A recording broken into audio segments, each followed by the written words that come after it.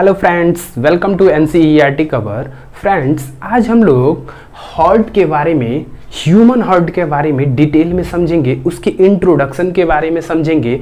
आखिर हार्ट में कौन कौन सी वाल्व पाई जाती है उसको हम लोग समझेंगे। हार्ट कैसे ब्लड का पंपिंग करता है उसको आज हम लोग डिटेल में समझेंगे। तो सबसे पहले हम लोग हार्ट की लोकेशन को समझ लेते हैं कि हार्ट हमारी किस बॉडी के किस पार्ट में, कहाँ पे और कैसे स्टैटिक मूवमेंट में किस तरह से वो लोकेट रहती है। तो हार्ट की जो एग्जैक्ट पोजीशन है, दिस इज दी, हमारा ये हो गया रिप्स के दोनों, ये हो गया लेफ्ट रिप्स और ये हो गया राइट रिप्स। तो राइट रिप्स और लेफ्ट रिप्स के जो बीच का जो स्पेस है उसे हम लोग बोलते हैं thoracic cavity. This is the thoracic cavity. उस थोरैसिक कैविटी में हमारी हार्ट को फिट किया गया है। आखिर ये थोरैसिक कैविटी में हार्ट को क्यों फिट किया गया है, तो इसके पीछे रीजन ये है कि हार्ट जो है बहुत ही हमारी बॉडी की सेंसिटिव ऑर्गन है, उसे कितना हम लोग प्रोटेक्ट करके रख सके, इसी वजह से इन दोनों हड्डियों के बीच में यानी कि थोरैसिक कैविटी में उसे रखा गया है। लगभग 60% जो अगर हार्ट का हम दो भाग देखें तो वो हमारे लेफ्ट साइड में रहता है। आप एनसीईआरटी में भी पढ़ेंगे tilted to the left side, यानी कि हार्ट जो होती है वो थोड़ा सा लेफ्ट साइड की तरफ ज़्यादा देखने को मिलेगी। तो इस प्रकार से लगभग 60% पार्ट जो हार्ट का होता है वो लेफ्ट साइड में और 40% लगभग राइट साइड में फिट रहता है। वो जो हम बता रहे हैं आपको थोरैसिक कैविटी, उस थोरैसिक कैविटी को एक स्पेशल नेम से भी हम लोग जानते हैं, जिसे हम लोग बोलते हैं मीडियस्टेनम स्पेस। उस स्पेस को बोलते हैं मीडियस्टेनम स्पेस। उसी स्पेस में हार्ट को इस प्रकार से फिट किया गया है ताकि किसी भी प्रकार से उस पे कोई भी मैकेनिकल डैमेज ना हो सके। इस प्रकार से हार्ट को इस तरह से फिट किया गया। हार्ट की ओरिजिन की बात की जाए, यानी कि उसकी एम्ब्रियोनिक स्टेज में किस प्रकार से ओरिजिन हुई, तो हार्ट की ओरिजिन जो है वो मीजोडर्मल ओरिजिन है। ये क्वेश्चन कई बार एग्जाम में पूछा है कि हार्ट की जो ओरिजिन है, जैसे कि एम्ब्रियोनिक स्टेज में आपको एक्टोडर्मल, मीजोडर्मल और एंडोडर्मल ये स्टेज देखने को मिलती हैं, तो उसी प्रकार से हार्ट की जो ओरिजिन है वो है मीजोडर्मल। तो हमने आपको हार्ट के लोकेशन के बारे में बताया। अब हम हार्ट के कुछ स्ट्रक्चर्स फॉर्मेशंस के बारे में बताएंगे कि हार्ट को किस प्रकार से फॉर्म किया गया है। तो हार्ट को ऐसे फॉर्म किया गया है जैसे कि हार्ट के ऊपर, जैसे कि हमने आपको बताया कि this is the very important organ of our body, तो इसलिए उसे डबल मेम्ब्रेन से कवर्ड किया गया है। उस मेम्ब्रेन को हम बोलते हैं पेरिकार्डियम। यानी कि जो हम बता रहे हैं, माना कि ये दिस इज द हार्ट, तो हार्ट को अगर डबल मेम्ब्रेन में इस तरह से रखा गया है, वेल प्रोटेक्टेड करके रखा गया है। इस पहले मेम्ब्रेन को बोलते हैं आउटर पेरिकार्डियम और इसको बोलते हैं इनर पेरिकार्डियम। ठीक है, अब बस हम एक स्ट्रक्चर लेके समझा रहे हैं कि माना कि ये हार्ट, ये दिस इज दी हार्ट और इसकी चारों तरफ दो कवरिंग देखने को मिलती है, आउटर पेरिकार्डियम और इनर पेरिकार्डियम। और इसमें बहुत से ऐसे पूरी हमारी पेरिकार्डियम स्पेस में इन दोनों मेम्ब्रेन के बीच की स्पेस को बोलते हैं पेरिकार्डियम स्पेस। इस स्पेस में फ्लूइड पाया जाता है जिसे हम लोग बोलते हैं पेरिकार्डियल फ्लूइड। उस फ्लूइड का काम ये होता है कि अगर किसी भी वजह से, अगर हमारी बॉडी में मैकेनिकल डैमेज हो रहा है, किसी भी वजह से अगर हम लोग गिर गए या एक्सीडेंट हो गया, तो हमारी हार्ट पे ज़्यादा प्रभाव ना पड़े, इसलिए जो फ्लूइड भरी रहती है उस शॉक एब्जॉर्बर का काम करती हैं। उस जो भी मैकेनिकल डैमेज होती है उसको वो एब्जॉर्ब कर लेती हैं, जिससे कि हमारी जो भी डैमेज होने वाला रहता है वो हार्ट पे डायरेक्ट अफेक्ट ना कर सके। इसीलिए ये पेरिकार्डियम फ्लूइड इसमें भरा रहता है। इसलिए इस तरह से हार्ट में डबल मेम्ब्रेन हो गया। उस मेम्ब्रेन को बोला पेरिकार्डियम के स्पेस को बोला पेरिकार्डियम स्पेस, उसमें भरा रहता है पेरिकार्डियल फ्लूइड। वो फ्लूइड जो होती है वो हमें शॉक एब्जॉर्बर और मैकेनिकल डैमेज से बचाती है। इस प्रकार से हमने हार्ट को आपको शारीरिक स्ट्रक्चर्स को बताया। हार्ट की अगर आप लोग ह्यूमन में उसका वेट को देखें तो वो लगभग 300 ग्राम का होता है। तो आइए हम लोग हार्ट के बारे में इस प्रकार से, जितना हमने आपको इंट्रोडक्शन में बताया उसे पहले समझ लेते हैं। पहला पॉइंट होगा हार्ट का, this is located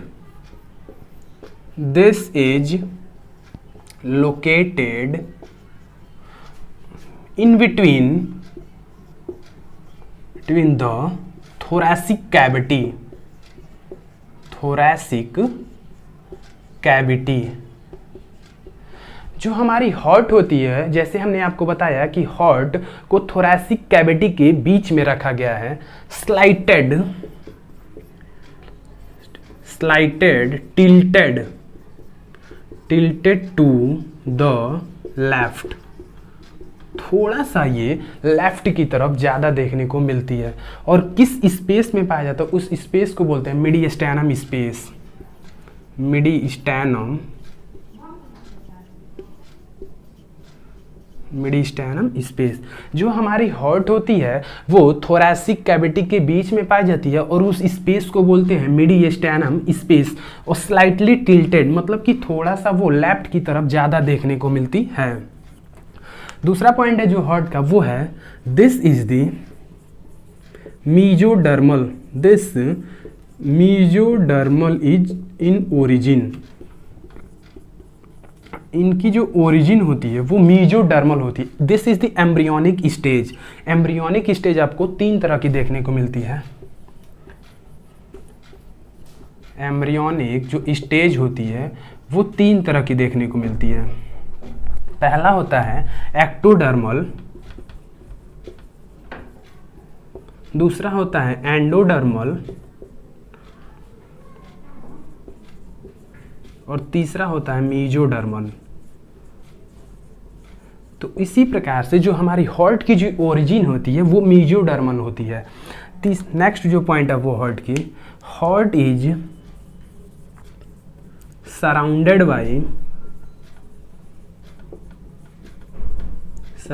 bye double layer of membrane. Double layer of membrane जिसे बोला पेरिकार्डियम। पेरिकार्डियम। जो हमारी हार्ट होती है वो डबल मेम्ब्रेन से कवर्ड होती है जिसे हम लोग बोलते हैं पेरिकार्डियम। पेरिकार्डियम में भी 2 होती है, पहला होती है आउटर पेरिकार्डियम और एक होती है आपका इनर पेरिकार्डियम। Inner pericardium. जैसे कि माना कि ये हार्ट हमारी हो गई तो इसके चारों तरफ 2 लेयर आपको देखने को मिलती है। दिस इज दी, माना कि ये हार्ट हो गया तो ये हो गया आपका outer pericardium, this is the inner pericardium. और इसके अंदर ये दोनों इन दोनों मेम्ब्रेन के बीच के जो स्पेस होता है उसे हम लोग बोलते हैं पेरिकार्डियम स्पेस। Pericardium space. और स्पेस में ये जो हम बता रहे हैं ये दोनों के स्पेस के बीच में ऐसे बहुत से पेरिकार्डियल फ्लूइड भरी रहती है। Pericardial fluid.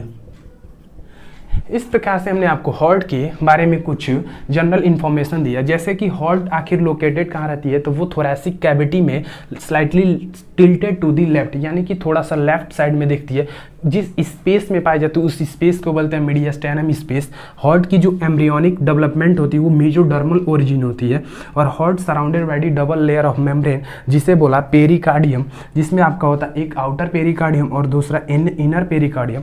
आउटर पेरिकार्डियम और इनर पेरिकार्डियम के जो बीच की स्पेस होती है उसे बोला पेरिकार्डियल स्पेस। उसमें कुछ फ्लूइड भरे रहते हैं जिसे बोलते हैं पेरिकार्डियल फ्लूइड। अब आखिर इन पेरिकार्डियल फ्लूइड का काम क्या होता है उसे आइए हम लोग पेरिकार्डियल जो फ्लूइड होती है उनका काम क्या होता है उसे समझते हैं। द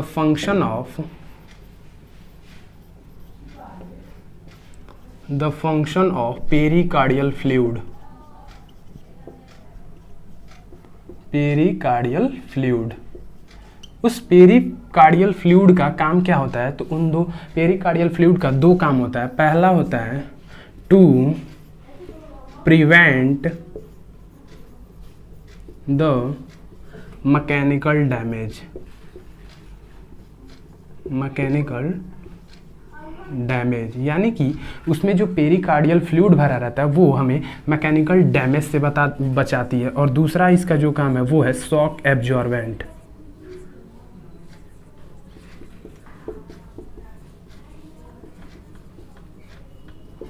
यानी कि शॉक को एब्जॉर्ब करती है। मतलब कि किसी भी वजह से अगर हमें चोट लग गया तो वो जो भी चोट होता है वो डायरेक्ट हमारे हार्ट को अफेक्ट ना करे, इसलिए वो जो पेरिकार्डियल फ्लूइड रहता है उसे एब्जॉर्ब कर लेता है। यानी कि to prevent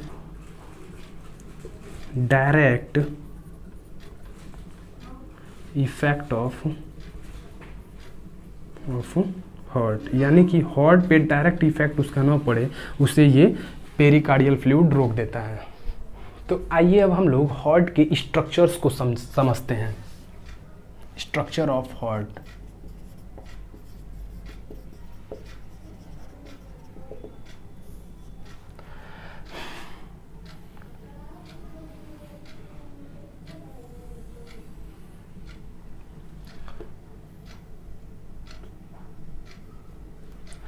This is the base and this is the apex। ये हार्ट का बेसल पार्ट है और ये हार्ट का एपेक्स पार्ट है।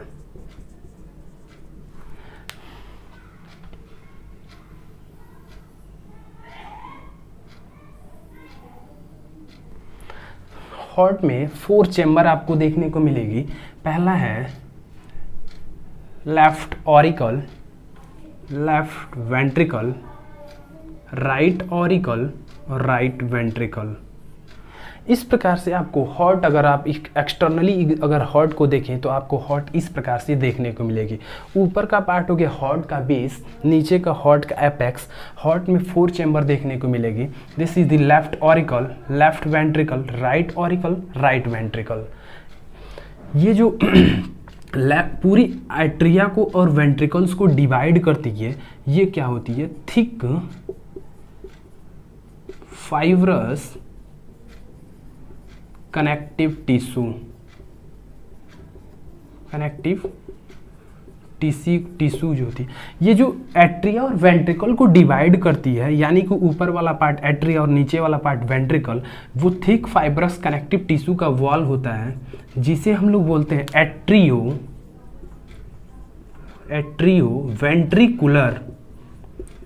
वेंट्रिकुलर वॉल या सेप्टा। एट्रियोवेंट्रिकुलर वॉल नाम से ही पता चल रहा है, यानी कि ये एट्रिया को ऊपर से और वेंट्रिकल को नीचे से डिवाइड कर रहा है, जिसे हम लोग बोलते हैं एट्रियोवेंट्रिकुलर वॉल या सेप्टा। सेप्टा बोलते हैं जो डिवाइडेशंस का काम करता है। ठीक ऐसे ही ऊपर वाली पार्ट ये जो होती है थिन होती है, बिकॉज इसमें कोई ज़्यादा प्रेशर नहीं होता है, इसलिए ये वॉल होती है वो थिन होती है। इसे हम लोग बोलते हैं ये एट्रिया को ही डिवाइड करती है। और किसी भी दो चीज़ों में अगर डिवाइडेशन हो रहा है तो उसे हम लोग बोलते हैं इंटर एट्रियल सेप्टा या वॉल। ठीक इसी प्रकार से वेंट्रिकल्स को डिवाइड करती है। ये जो वॉल होती है वो मोटी होती है। मोटी होने का कारण इसका बहुत से कारण है, बिकॉज इसमें सबसे ज़्यादा आपको वेंट्रिकल में ही प्रेशर देखने को मिलेगा। वेंट्रिकल में जब सिस्टोलिक प्रेशर होता है तभी यहाँ से ब्लड का जो वो मूवमेंट होता है बॉडी की तरफ, इसलिए इस वॉल्स को बहुत ही मोटी बनाया गया है। तो ये होता है थिक वॉल। और इसे बोलेंगे क्या? तो ये वेंट्रिकल को ही डिवाइड कर रहा है, तो inter ventricular wall, ventricular septa.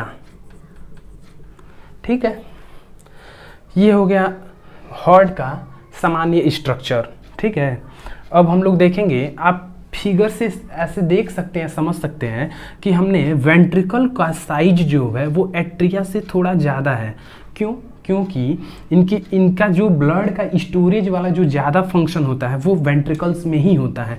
इसमें तो ब्लड डायरेक्टली आता है और सीधे इस वेंट्रिकल्स में वो गिर जाता है, इसलिए इसके साइज को थोड़ा बढ़ाया गया। तो साइज का अगर ऑर्डर देखना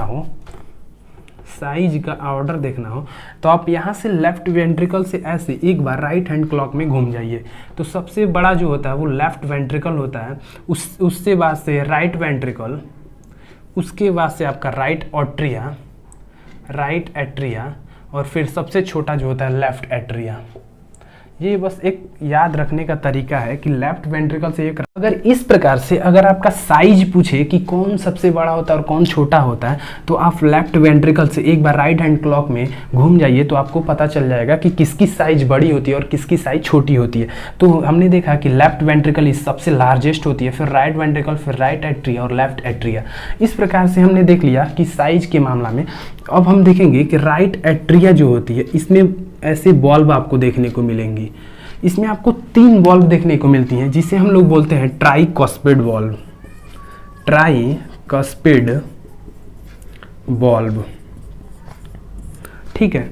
और इसमें आपको लेफ्ट एट्रिया और लेफ्ट वेंट्रिकल्स के बीच में आपको दिखेगा bicuspid bulb, bicuspid bulb. Bicuspid bulb को हम मिट्रल बॉल्ब के भी नाम से जानते हैं, मिट्रल वॉल्व।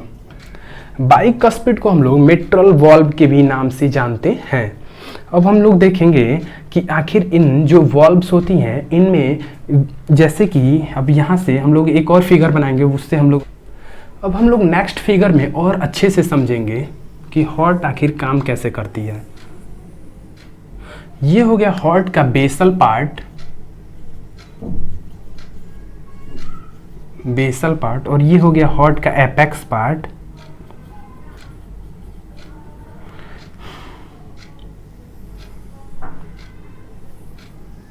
तो हमने आपको बताया कि this is the left auricle और लेफ्ट वेंट्रिकल्स, इसी तरह राइट ऑरिकल और राइट वेंट्रिकल। लेफ्ट ऑरिकल और लेफ्ट वेंट्रिकल के बीच में बाइकस्पिड और राइट ऑरिकल और राइट वेंट्रिकल के बीच में tricuspid. Left auricle and left ventricles के बीच में पाया जाता है बाइकस्पिड वॉल्व, बाइकस्पिड वॉल्व, जिन्हें हम लोग मिट्रल वॉल्व के भी नाम से जानते हैं। और राइट एट्रिया, राइट वेंट्रिकल्स के बीच में पाए जाते हैं ट्राइकस्पिड वॉल्व, ट्राइकस्पिड वॉल्व। तो आखिर इन वॉल्व्स का काम क्या होता है उसे अब हम लोग समझेंगे। This is the bicuspid valve और this is the tricuspid valve. अब देखिए यहाँ से जब जैसे अभी हम मैकेनिज्म को और समझेंगे डिटेल में, बस पहले एक स्ट्रक्चर में ऐसे समझ लें। दिस इज द आयोटा,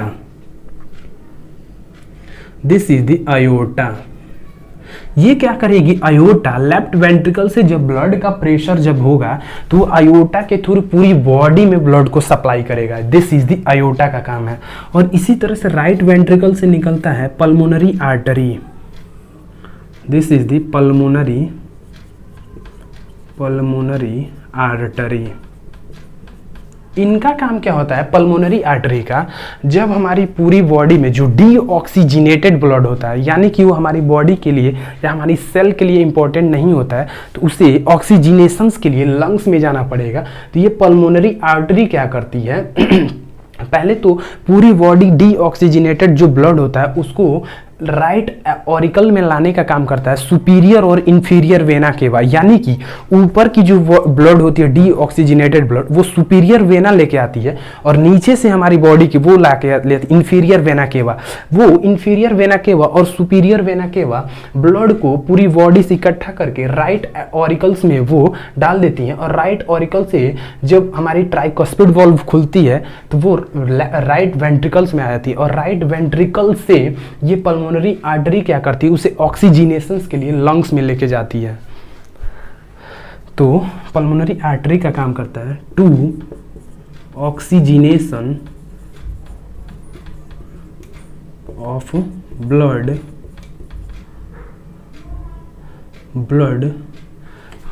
लेके जाती है। जैसे कि हमने बताया सुपीरियर वेना केवा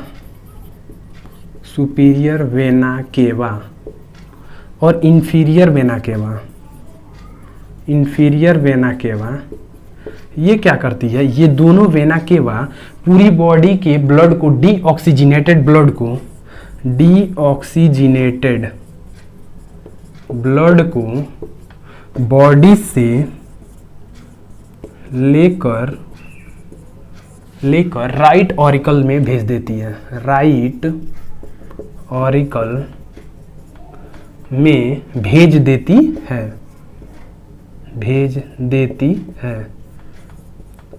और ये राइट ऑरिकल से राइट वेंट्रिकल्स में आया। राइट वेंट्रिकल क्या करती है, पल्मोनरी आर्टरी ये ब्लड, पूरी जो ब्लड आई होती है उस ब्लड को लेके वो लंग्स के पास चली जाती है। तो पल्मोनरी आर्टरी से ऐसे करते हुए, मान लीजिए यहाँ पे लंग्स आपका प्रेजेंट है, अगर लंग्स प्रेजेंट है तो ये लंग्स में लाके दे देगी। लंग्स में उसका ऑक्सीजनेशन होगा और पल्मोनरी वेन्स के थ्रू वो लेफ्ट ऑरिकल्स में आ जाएंगे। पल्मोनरी वेन, ये पल्मोनरी वेन्स जो ऑक्सीजनेशन यानी कि लंग्स में जो जिस ब्लड का ऑक्सीजनेशन होता है उस ऑक्सीजनेटेड ब्लड को वो लेफ्ट ऑरिकल्स में लेके आएंगी और लेफ्ट ऑरिकल में ये पहले भरेंगी। और यहाँ से जब ब्लड भर जाता है तो जब ये जो हमने बताया बाइकस्पिड वॉल्व, ये बाइकस्पिड वॉल्व खुल जाती है और पूरी ब्लड आपका लेफ्ट वेंट्रिकल्स में आके इकट्ठा हो जाता है।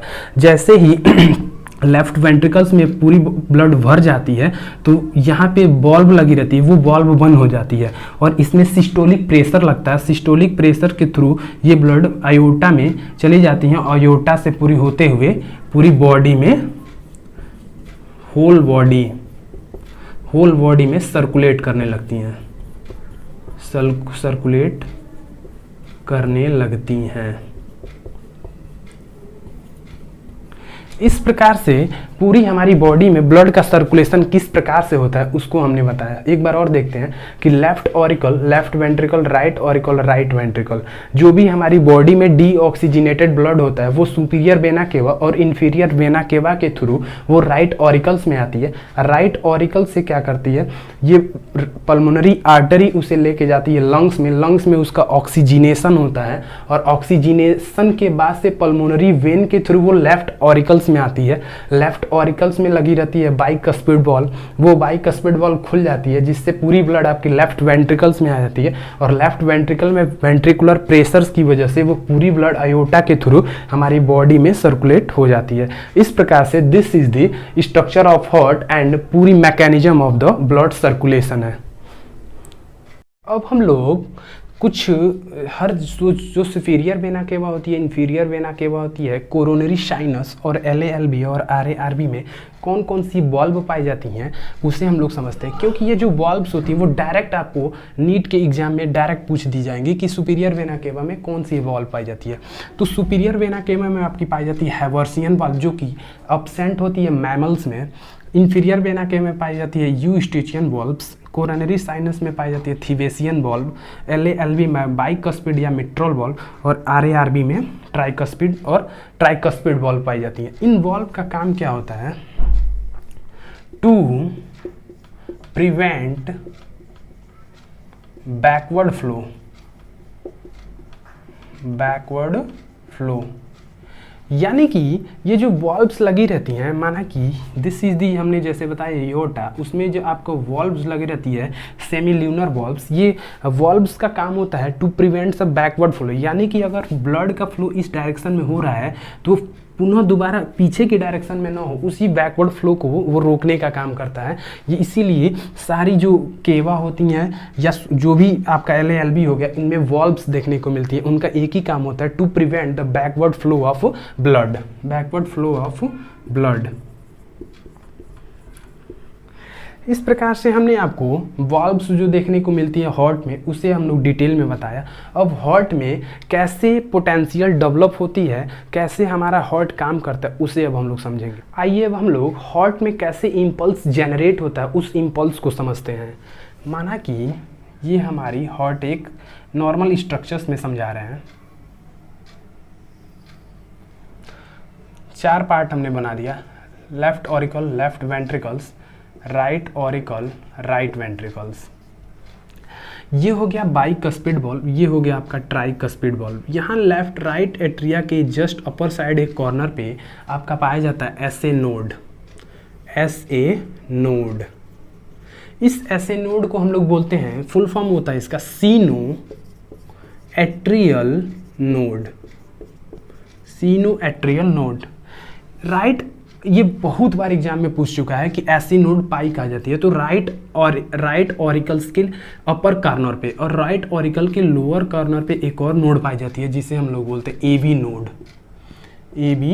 नोड। इन दोनों को जोड़ने का काम नोडल फाइबर करती हैं। अभी बता रहे हैं इनका काम क्या है। This is the nodal fibre. Nodal fibre पहले हम लोग समझते हैं ऐसे नोड क्या होती है। ऐसे नोड का फुल फॉर्म हो गया सीनो एट्रियल नोड्स। ये क्या करती हैं, ये इंपल्स को जनरेट करती हैं कि हमारी कितने अमाउंट में हमको ब्लड की ज़रूरत होती है, यहीं से इंपल्स जनरेट होता है। टू जनरेट इंपल्स को जनरेट करती है लगभग 70 से 72 पर मिनट। लगभग 70 से 72 बार ये इंपल्स को जनरेट करती हैं, जिसे हम लोग बोलते हैं ऐसे नोड। सारी जो इंपल्स का जनरेशन होता है यहीं से सेट होता है, यहीं से यही पूरी ऐसे नोड यही जनरेट करेगी, इसलिए हम लोग बोलते हैं इसे पेस मेकर। इसे डायरेक्ट याद रखना है कि पेस मेकर किसे बोलते हैं, तो इसे ऐसे नोड को हम लोग पेस मेकर बोलते हैं, क्योंकि इंपल्स को बनाती या पैदा ये ऐसे नोड ही करती है। ठीक ऐसे ही ए बी नोड, इसे बोलते हैं एट्रियल वेंट्रिकुलर नोड। ये क्या करती है, यहाँ से कितना इंपल्स जनरेट हुआ है वो क्या, इस इंपल्स को वो आगे की तरफ राइट वेंट्रिकल्स और लेफ्ट वेंट्रिकल्स को पुरकिंजे फाइबर के थ्रू ये आगे की तरफ ट्रांसफर करती है। टू ट्रांसफर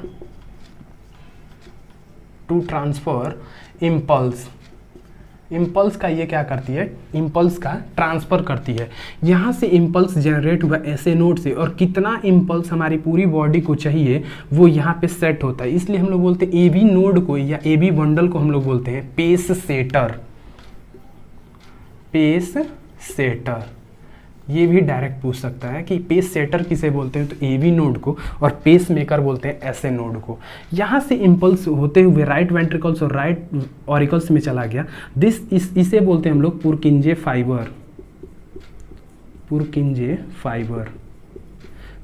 फाइबर प्लस दोनों बंडल को left and right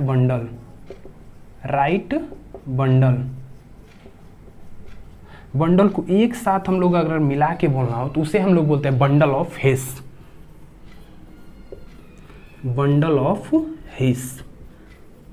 this is the bundle of his भी कई बार पूछ चुका है कि पुरकिंजे फाइबर और लेफ्ट एंड राइट बंडल्स को मिला के हम लोग बोलते हैं बंडल ऑफ हिस। ये ऐसे नोड जो होती है इंपल्स को जनरेट करती है लगभग 70 से 72 पर मिनट, और यहाँ पे इंपल्स का बनती है, इसलिए इसे हम बोलते हैं पेस मेकर। ये नोडल फाइबर के थ्रू जिसके राइट ऑरिकल्स के लोअर कॉर्नर पे पाई जाती है ए बी बंडल, जहाँ पे पेस का सेटर होता है, इसलिए यहाँ पे बोलते हैं पेस सेटर। ये इंपल्स को ट्रांसफर करती है दोनों बंडल्स में, जिसे हम लोग बोलते हैं पुरकिंजे फाइबर्स के थ्रू होती है। पुरकिंजे फाइबर और लेफ्ट और राइट बंडल्स आपस में मिलके एक स्ट्रक्चर बनाते हैं, जिसे हम लोग बोलते हैं बंडल ऑफ हिस। इस प्रकार से हमने हार्ट के पूरी मैकेनिज्म्स को आपको डिटेल में समझा दिया। अब हम देखेंगे कि हार्ट में मतलब कौन से जानवरों में या किसमें कितने टाइप के हार्ट पाए जाती हैं, उसमें कितने चैम्बर होते हैं, उसे हम लोग देखेंगे। अब हम लोग कौन से जैसे कि मैमल्स और बर्ड में 4 चैम्बर्ड हार्ट पाया जाता है, ठीक ऐसे ही फिशेस में 2 चैम्बर और रेप्टाइल्स और एम्फीबियंस में 3 चैम्बर। बट रेप्टाइल में एक एक्सेप्शन है, क्रोकोडाइल में आपका 4 चैम्बर हार्ट देखने को मिलता है। ये डायरेक्ट एग्जाम में पूछता है कि किसमें कितना चैम्बर हार्ट पाया जाता है। जैसे हमने बताया आपको, मैमल्स और बर्ड में 4 चैम्बर हार्ट पाया जाता है, यानी कि 2 एट्रिया प्लस 2 वेंट्रिकल, यानी कि इसमें कंप्लीट डबल सर्कुलेशन आपको देखने को मिलती है। आपको फिशेस में केवल 2 चैम्बर हार्ट है, यानी कि 1 एट्रिया प्लस 1 वेंट्रिकल्स। ठीक ऐसे ही रेप्टाइल्स में 3 चैम्बर देखने को मिलती है, इसमें 2 एट्रिया 1 वेंट्रिकल। इसमें आपको इनकम्प्लीट डबल सर्कुलेशन देखने को मिलती है। डायरेक्ट पूछता है कि इनकम्प्लीट डबल सर्कुलेशन आपको किस में देखने को मिलता है, तो रेप्टाइल्स और एम्फीबियंस में। बट इसमें एक्सेप्शन है, क्रोकोडाइल जो होती है वो 4 चैम्बर्ड आपको देखने को मिलेगी। इस प्रकार से हमने आपको हार्ट के बारे में जो नॉर्मल इंट्रोडक्शन है, और हार्ट की मैकेनिज्म, ब्लड का सर्कुलेशन किस टाइप से होता है, किसमें कितने चैम्बर हार्ट्स पाए जाते हैं, हार्ट की इंपॉर्टेंस है, लोकेशन क्या है, मीडियस्टेनाइम स्पेसेस क्या होती हैं, इसे हमने आपको डिटेल में समझाया। आई होप आपको ये ये वीडियो आज की पूरी समझ में आई होगी। तो अगर आपको समझ में आई है तो आप हमारी वीडियो को ज़्यादा से ज़्यादा लाइक कीजिए, शेयर कीजिए, और अगर हमारी वीडियो पर आप नए हैं तो प्लीज़ हमारे चैनल को सब्सक्राइब कीजिए। मिलते हैं नेक्स्ट वीडियो में। Thank you.